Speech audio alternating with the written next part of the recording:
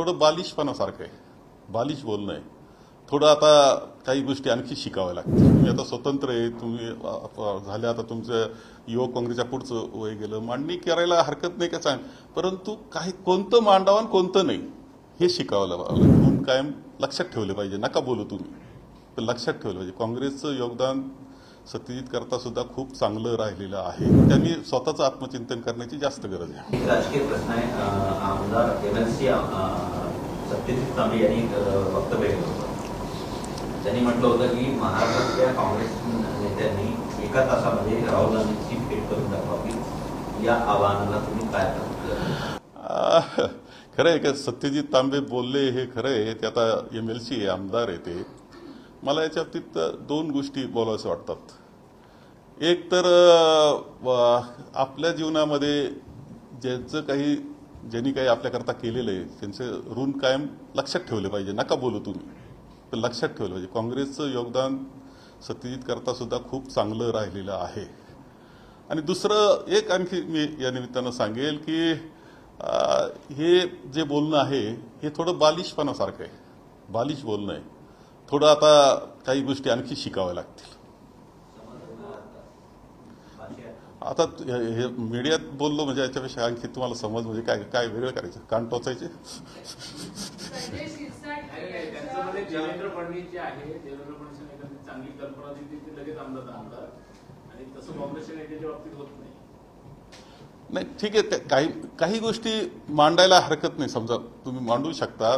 तुम्ही आता स्वतंत्र आहे, तुम्ही झाले आता तुमचं युवक काँग्रेसच्या पुढचं वय गेलं, मांडणी करायला हरकत नाही का सांग, परंतु काही कोणतं मांडावं आणि कोणतं नाही हे शिकावं लागेल असं म्हटलं मी. राहुल गांधींवरती अशा पद्धतीची टीका त्यांच्याकडनं होते. त्यांनी युवक काँग्रेसचं काम केलंय. त्यांना वेगवेगळ्या संध्या काँग्रेसने दिलेल्या असताना परंतु काँग्रेसवरती अशा पद्धतीची नाही, म्हणून मी म्हटलं की जीवनामध्ये कदाचित काही बदल जीवनात होतातही, परंतु म्हणून कुणी ज्यांना आपल्या जीवनामध्ये काहीतरी योगदान दिलेलं आहे त्याचे ऋण माणसाने लक्षात ठेवले पाहिजे, मानले पाहिजे. नाही बाहेर बोललं तरी अंतःकरणात खोलवर ठेवले पाहिजे. राहुल गांधी त्यांच्या कुटुंबियाने भेटले होते जेव्हा सगळ्याच गोष्टी लक्षात ठेवल्या पाहिजे. याच्या वाक्यात सगळंच आलं. नाही, पण त्यांचं म्हणणं आहे की टीका करण्यासाठी नाही बोलत आहे, कुठेतरी आत्मचिंतन करण्याची गरज आहे, सुधारणा. नाही, आत्मचिंतन तिथे आता त्यांनी स्वतःचं आत्मचिंतन करण्याची जास्त गरज आहे. मन की बातचा सूर आहे का? मन की बात करण्याचा काही सूर आहे का यामध्ये? नाही काय अजून खूप शिकावं लागेल एवढंच मी सांगितलं. ते पुरेसं बोललो मी. नाही आता असं आहे की तसं तर खरं सांगतो तुम्हाला, सरसगटच मदत करण्याची आवश्यकता आहे. सरसगट मदत झाली पाहिजे असं मी म्हणेन. परंतु यांनी तर 3 हेक्टरहून 2 हेक्टरपर्यंत परत पाठीमागे आलेले.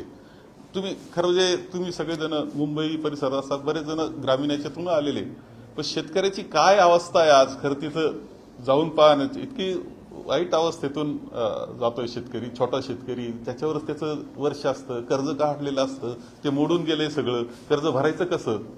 30 जूनला परत आता बँकांचं शेवट म्हणजे 31 मार्च असतं, 30 जूनपर्यंत काही कर्ज पुरत.